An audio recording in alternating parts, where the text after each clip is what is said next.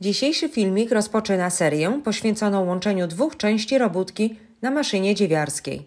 Mam na imię Joanna i zapraszam do zapoznania się z pierwszą metodą. Ma ona zastosowanie m.in. w łączeniu ze sobą ramion swetra lub linii dekoldu z plisą. W metodzie tej ostatni rząd oczek w obu łączonych częściach jest zakończony rzędami z włóczki zastępczej. Zaczynamy. Trzymając pierwszy kawałek prawą stroną do siebie, złóż do przodu część z włóczki zastępczej, tak aby rząd łączący część główną z zastępczą był widoczny. Przy pomocy transfera oczek przenieś oczka z ostatniego rzędu części głównej na haczyki igieł.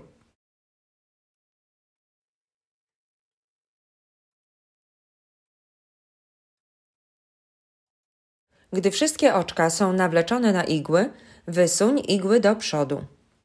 Sprój robótkę zastępczą. Wyrównaj oczka wzdłuż płyty maszyny i zawieś ciężarki.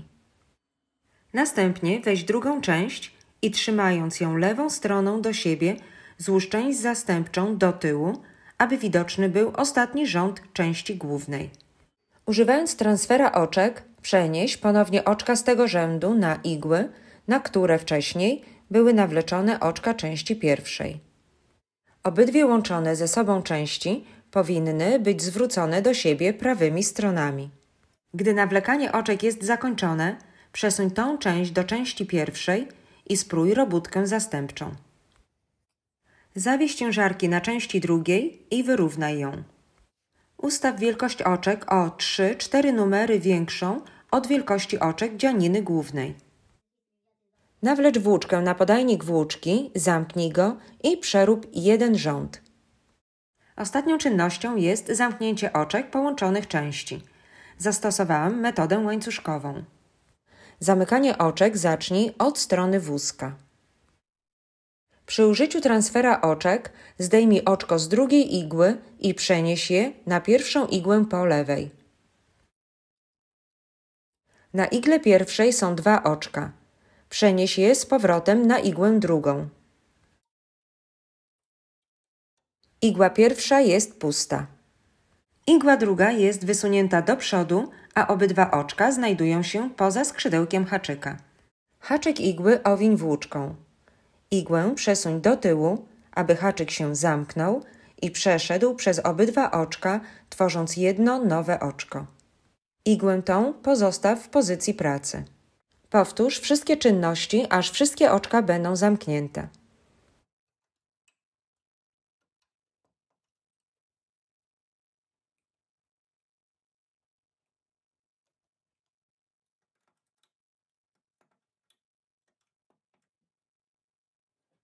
Aby zachować tą samą wielkość oczek podczas ich zamykania, można koniec z zamkniętymi oczkami zawiesić na igle po lewej stronie.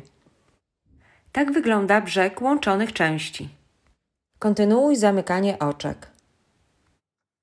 Gdy wszystkie oczka są zamknięte, zdejmij robótkę z maszyny. Łączenie dwóch części na maszynie dziewiarskiej jest zakończone.